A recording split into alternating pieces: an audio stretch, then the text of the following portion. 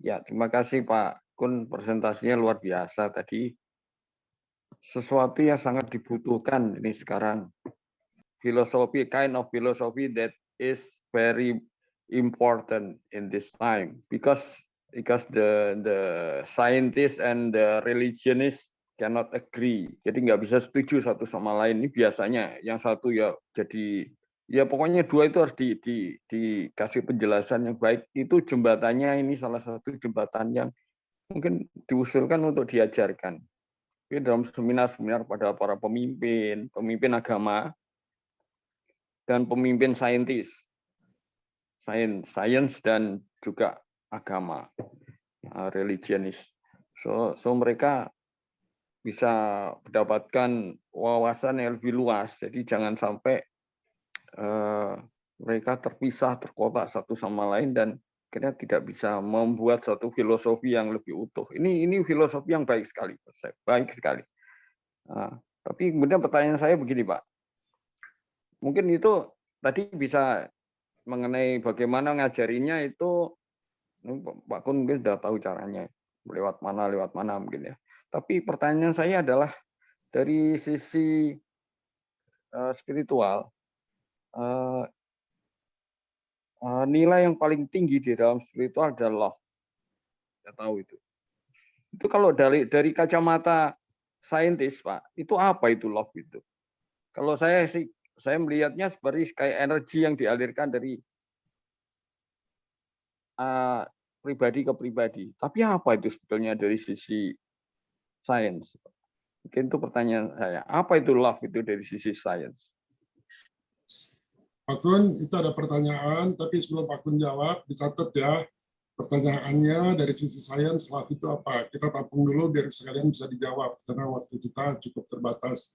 Ada yang mau komen atau pertanyaan? Silakan. Ya, saya ada Pak.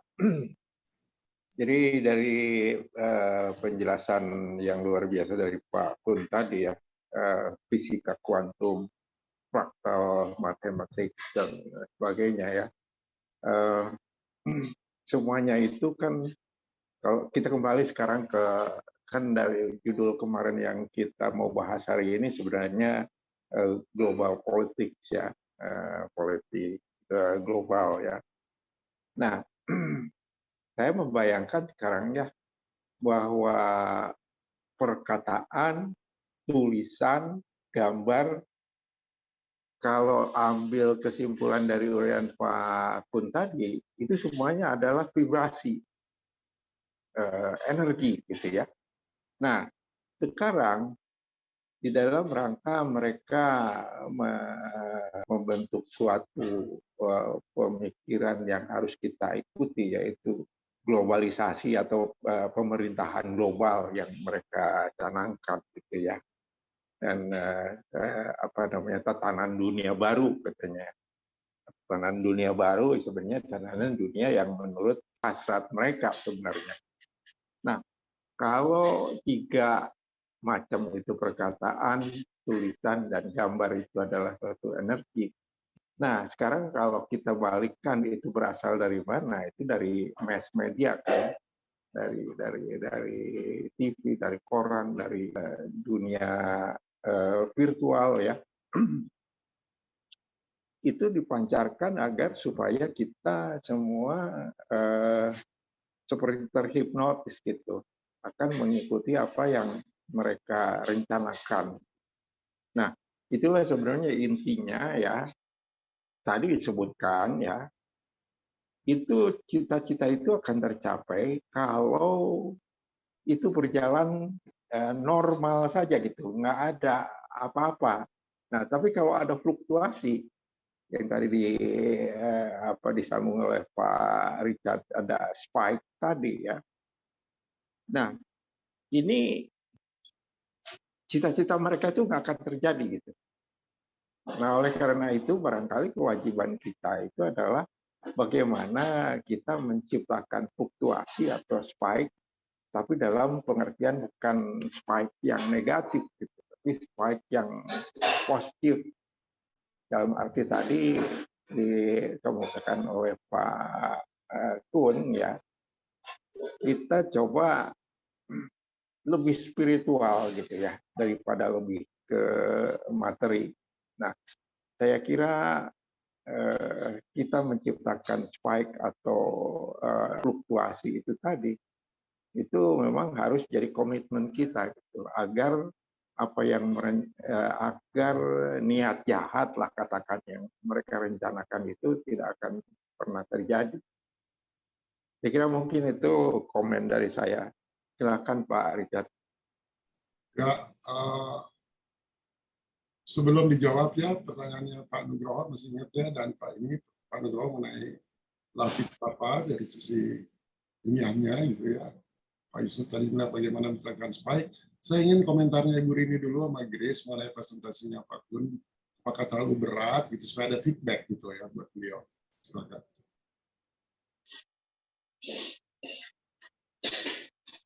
Ya, kalau buat saya sangat berat, sangat berat. Sebagian bisa saya tangkap bahwa ujung-ujungnya itu semua adalah gelombang. Di bidang kedokteran juga sekarang sudah ada 3D printing dari organ-organ paru-paru, misalnya organ jantung, itu sudah bisa dilakukan percobaan melalui 3D printing. Tapi saya baru tahu sekarang gitu bahwa itu sebetulnya semua itu asalnya dari gelombang gitu. Itu saja yang bisa saya tangkap, dan ternyata secara global keberadaan atau apapun yang terjadi itu bisa di set up gitu ya melalui apa yang sekarang dilakukan. Tetapi ya yang saya tangkap tadi adanya fluktuasi itu yang bisa merubah gelombang yang tadi direncanakan. Itu saja yang bisa saya tangkap, tapi hubungannya dengan Urantia saya nggak bisa nangkep ya kemana arahnya. Oke, itu feedback Pak Kun. Pak Ibu Rini, apakah keberatan materi ini? Ya, penjelasan Pak Kun itu sebetulnya itu saya bisa mengerti.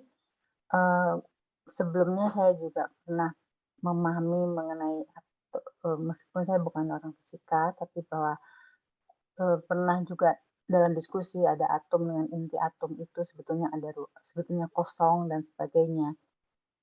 Mengenai holografik itu sendiri juga ya saya bisa mengerti. Jadi sebetulnya yang telomer juga kebetulan beberapa tahun lalu saya pelajarin hal itu. Sempat saya bawakan juga di dalam diskusi dengan para orang tua waktu itu. Jadi Pak Kun ini menjahit apa yang pieces of puzzle yang pernah saya pelajari ataupun saya dapatkan dari berbagai waktu dan tempat. Nah itu akhirnya sekarang dijahit oleh Pak Kun menjadi satu hal yang sungguh fundamental gitu ya untuk menjadi scaffolding ke dalam paradigma yang baru. Itu paradigma yang baru tuh jadi lebih kelihatan akhirnya gitu Pak. Thank you. Pak Kun, silakan Pak dijawab pertanyaan Pak Bidi sama Pak Yusuf. Ya, baik. Ini saya matikan gambar dulu ya, mungkin supaya lebih bagus ini hasilnya. Ya, baik. Terima kasih tanggapan luar biasa tadi. Tanggapan-tanggapannya, Pak. Mungkin saya bisa generalisasi pertanyaan itu adalah sulit nggak sih sebetulnya untuk bisa melakukan perubahan di saat kita sudah masuk di dalam suatu ekosistem yang sangat terstruktur, yang sangat masif, dan juga pemikiran-pemikiran orang saat ini yang mayoritas selalu berpikir materi sebagai ukuran, sebagai tujuan dalam hidup mereka. Saya melihat begini, tadinya saya juga berpikir kalau kita misalnya ingin mempengaruhi orang satu persatu, ya, mempengaruhi atau kita pakai MLM gitu ya, itu akan makan waktu mungkin puluhan tahun atau ratusan tahun. Tetapi karena kita sudah mengetahui yang namanya prinsip dari penciptaan itu adalah prinsip holografik ya, dan kita entangled ya, dan kita terikat satu sama lain, terhubung satu sama lain, seharusnya ya itu bisa lebih mudah gitu. Saya selalu ingat apa yang disampaikan Prof. Richard bahwa sebetulnya kita hanya membangun suatu fulcrum, selebihnya bukan kita yang melakukan, tapi semua atom-atom di alam semesta ini yang akan membantu kita untuk mengubah pemikiran orang banyak. Jadi kalau kita berpikir mudah gitu, maksudnya pemikiran kita, oh ini bisa ya, ini bisa, kita udah tahu bahwa ini baik, ini adalah jalan yang benar menurut kita, kemudian maksud niat kita itu adalah baik gitu ya, untuk kebaikan semua umat di seluruh dunia, maka saya melihat bahwa apa yang kita pikirkan ya, tentunya kalau kita tadi based on love ya, berbasis kasih, maka itu akan koheren gitu. Tadi semua benda-benda di sekeliling kita ya, itu bervibrasi.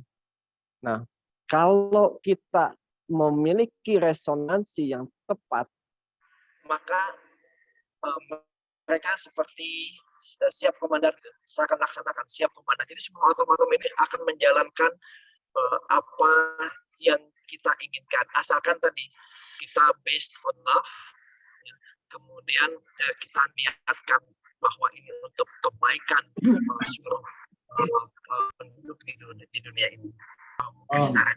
Jadi Pak Kun, thank you for penjelasannya. Tapi tidak semua akan memahami konsep itu, Pak. Saya coba mensederhanakan ya, Pak ya. Yang tadi Pak Kun uraikan. Saya mau kaitkan dengan pertanyaannya Pak Nugroho, Pak Yusuf, komentar dari Ibu Rini sama Grace yang menghubungkan dengan yang tadi gitu. Jadi yang Pak Kun sampaikan, serahkan ke alam semesta karena ada kuantum, atom-atom akan bekerja. Itu ada satu istilah yang sederhana. Ya. Kalau kita tahu caranya, bagaimana celestial being itu beroperasi, maka alam semesta akan berkonspirasi membantu kita. Kira-kira itu. Ya. Nah, ada buku yang namanya Celestial Prophecy. Ya, Celestial Prophecy. Itu intinya seperti yang didiskusikan hari ini adalah bagaimana alam semesta mau berkonspirasi. Konspirasi pernah kita jelaskan, kon artinya bersama, spirare bernapas bersama untuk hal baik. Kalau nggak baik dia nggak mau. Ya itu dulu kuncinya ya. Kalau nggak baik nggak mau. Nah oleh karena itu pertanyaannya Pak Nugroho jadi relevan. Supaya dia mau, resonansi yang harus dipakai resonansi apa? Frekuensi apa? Resonansinya love, Pak. Kenapa? Karena di origin of kejadiannya alam semesta, kosmos dari God, the first source itu adalah love. Jadi kalau motivasi kita tidak love, dia nggak akan beresonansi. Alam semesta tidak mau berkonspirasi. Make sense nggak? Ya, jadi harus genuine nih. Makanya tiap hari, bulan lalu saya perhatikan, kan kita ngerti nggak depth of love itu apa dari God gitu. Sampai kita jadi son of God. Ngerti nggak kata-kata son of God? Benar-benar son of God. Kita dikasih warisan, kita jadi operator, kita jadi administrasi, itu that love. Demikian juga, dia akan mau menciptakan heaven di bumi ini. Ya. Jadi harus dengan love-nya Father. Kalau dibilang untuk masuk ke dalam dunia eternal, itu ada 3. God seeking, God consciousness, mengikuti kehendak Bapa. Saya sekarang nanya, mengikuti kehendak Bapa yang mana coba? Ya love itu, depth of love itu, ya itu energi, Pak. Itu depth of love-nya itu yang harus kita ikuti. Itu satu ya. Jadi sekarang mengenai konsep holografi, mungkin orang Pak Kuning ngomong ngawang-ngawang masa alam semesta mau begitu. Ya. Coba kita sebagai seorang ilmuwan, kalau baca Urantia itu nggak masuk akal. Kenapa? Tiba-tiba ada Sangit Race, ada 6 warna. Kan tiba-tiba kata-katanya kan. Tiba-tiba Andon Fonta berbeda. Semua katanya tiba-tiba. Betul nggak? Coba baca Urantia. Selalu dibilang, suddenly muncullah 2 orang ini. Suddenly muncul 6 ras ini. Suddenly, semua suddenly. Kalau kita secara ilmiah, nggak mungkin suddenly. Tapi dengan konsep holografi, ya mungkin itu ada fluktuasi, ada spike. Jadi spike itu artinya konsep holografi. Jadi kalau kita mau merubah, tiba-tiba, tadi Pak Kun ngomong, tiba-tiba nanti udah berubah. Itu konsep holografi. Jadi satu orang yang berpikir, ya, itu akan terjadi secara tiba-tiba. Ya, jadi ada satu celestial being yang berpikir, terjadilah Andon dan Fonta. Bahkan Andon dan Fonta waktu dia lari dari rumahnya, courageous, itu dianggap wisdom. Nonton semua tuh celestial being nonton, wah dia lari dari rumahnya, jadi tontonan tuh. Ya, itu dianggap bukan courage, dianggapnya hikmat tuh. Dia memperoleh hikmat, lari dari orang tuanya. Nah itu yang nomor 2 ya. Jadi pertama, alam semesta berkonspirasi, mungkin kalau kita punya energi yang tepat, tadi kayu bilang frekuensi kan harus love, karena dunia ini kita diciptakan based on energi love, ya frekuensinya love. Ya. Ketiga, Pak Kun tadi menyampaikan ini bisa kalau ada sejumlah orang, ada rumusnya itu. Satu, makanya juga dibilang kalau berdoa 2 atau 3 orang dia hadir tuh orangnya. Nah, jadi kalau kita tadi di rumus 1000, pangkat 2-nya 1 juta udah cukup untuk merubah gitu. Kalau level manusia ya udah cukup gitu. Nah, yang keempat, tadi Pak Kun menyampaikan soal gotong royong. Ya, tadi dia bicara dalam tatanan manusia. Kira-kira celestial being itu kan kagum sekali sama manusia, pengen manusia maju. Pengen nggak dia diajak gotong royong? Kita bicaranya bukan gotong royong sama manusia, kita bicara gotong royongnya sama celestial being. Tapi kalau dari kitanya sudah punya hambatan, mana bisa saya ngomong sama celestial being? So, kita belum nyampe di situ kalau begitu. Mau mereka gotong royong sama kita, mau. Jadi jangan ragu-ragu. Karena tujuannya apa? Karena frekuensi yang dipakai love sama dengan the Father. Mereka pasti mau. Nah, itulah kajiannya faith itu, iman itu. Jadi kita gotong royong sama mereka, bukan minta-minta supaya kita diberkati atau bukan gitu. Kita ke sini supaya ada collective consciousness sehingga terbentuknya super being atau God experience itu makin cepat gitu. Karena kita will be part of that, kan gitu. Ya. Nomor 5, saya mau memperkenalkan satu kata ya, yang orang Inggris juga jarang tahu gitu. Bukan gotong royong, tapi namanya comparison. C-O-M-P-E-R-S-I-O-N. Comparison, bukan conversion, pakai P, lihat aja. Comparison itu artinya kita senang kalau melihat orang senang. Sekarang untuk saudara-saudara kita yang tidak mendapatkan hidup kekal, mereka senangnya sekarang, tapi nantinya mereka nggak senang. Nah, kita pengen mereka senang juga nantinya. Gitu. Seperti anak saya yang nomor 4, ya, anaknya punya hati emas, anaknya Mika. Tapi dia nggak believing God. Nggak ada kehendak God seeking. Ya, jadi kalau dia nggak mau God seeking, ya walaupun saya sayang setengah mati sama dia nggak akan terselamatkan. Nah, oleh karena itu saya menyampaikan ke dia, kamu wonderful, you have a golden heart terhadap sesama manusia, kamu baik. Saya pengen tanya sama kamu. Setelah ini kalau kamu mati ada kehidupan nggak? Nggak ada. Ya udah mati aja. So you know ada God nggak? Nggak ada tuh God. Ada keinginan God seeking nggak? Nggak ada. Apalagi kita kan senang kalau lihat dia senang. Dia senangnya cuma sementara aja. How to approach that? Nah, tadi pertanyaannya Pak Yusuf mendasar banget. Bagaimana kita menciptakan spike itu?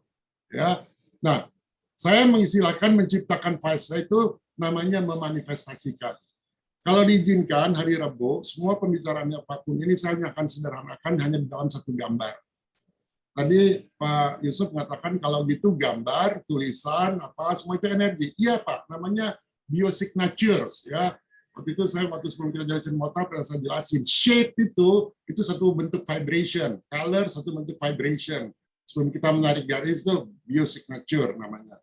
Nah, jadi bagaimana sekarang kita merelate pembicaraannya Pak Kun hari ini mulai dari energi, vibration, lalu tadi namanya nggak bisa dalam bentuk segitiga, harusnya bentuknya gimana, bentuknya cooperation sampai memanifestasikan. Nah, ini harus berlanjut gitu ya di antara kita sendiri. Saya menawarkan diri hari Rabu saya akan menyampaikan kira-kira setengah jam ya. Saya udah bikin sketsanya sehingga Grace bisa merelate itu ke Urantia book gitu. Karena masih nggak bisa kuantum lagi kan udah dijelasin. Tapi kalau dijelasin lebih dalam itu bisa kuantum. Jadi lebih general gitu ya, lebih bahasa layman, lebih supaya kan level playing field kita supaya sama gitu ya. Level playing field kita udah sama. Kalau ingin penjelasan ilmiahnya nanti bisa digali lagi ke Pak Kun. Tapi paling enggak ada di situ. Ya. Jadi urutannya dari mana dan sederhana sampai kita bisa memanifestasikan spike itu, Pak. Kira-kira demikian.